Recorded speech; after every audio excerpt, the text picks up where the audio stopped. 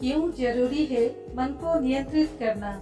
गौतम बुद्ध से जाने मन को जानने की 6 चरण। मन को नियंत्रित करना जरूरी होता है क्योंकि अशांत मन हजारों सवालों का घर होता है। गौतम बुद्ध की इस कहानी से जानिए मन को शांत करने और जानने का तरीका। मन बहुत चंचल होता है, इसलिए वो अशांत रहता है और मन में जब तक अशांति रहेगी व्यक्ति हजारों सवालों से घिरा रहेगा। व्यक्ति को जब तक मन में चल रही सवालों के जवाब नहीं मिलेंगे उसका मन अशांत ही रहेगा। लेकिन मुख्य प्रश्न ये है कि मन को नियंत्रित कैसे किया जाए और मन को कैसे समझा जाए। गौतम बुद्ध की इस कहानी में उन्होंने मन को जानने के लिए 6 चरणों के बारे में बताए हैं। शुरुआती 5 चरणों को जाने बिना आप मन को नहीं समझ सकते हैं। आइए जानते हैं इस कहानी के बारे में। मन को जानने से जुड़ी गौतम बुद्ध की कहानी। एक बार एक व्यक्ति गौतम बुद्ध के पास गया और पूछा कि मन को नियंत्रित करने का पहला चरण क्या है।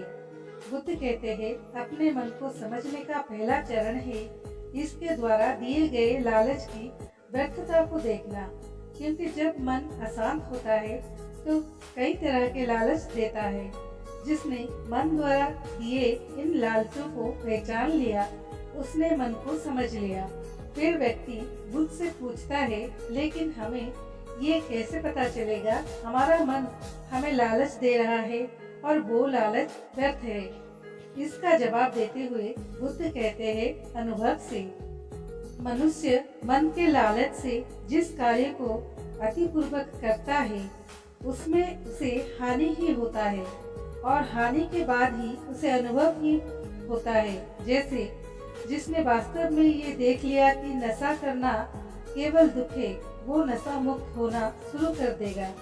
जिसने जान लिया कि ईर्ष्या से खुद का नाश होता है वो ईर्ष्या से मुक्त हो जाएगा। मन को समझने का यही पहला चरण है।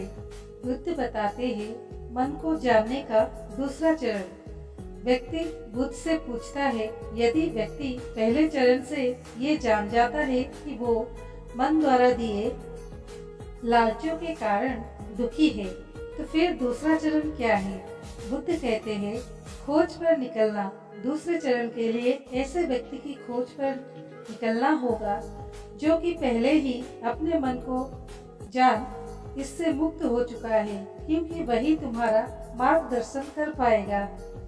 बुद्ध बताते हैं मन को जानने का तीसरा चरण। व्यक्ति कहता है लेकिन व्यक्ति को पहचान कैसे होगी। बुद्ध कहते हैं यही तीसरा चरण है। सुनना ही अपने मन को समझने का तीसरा चरण है।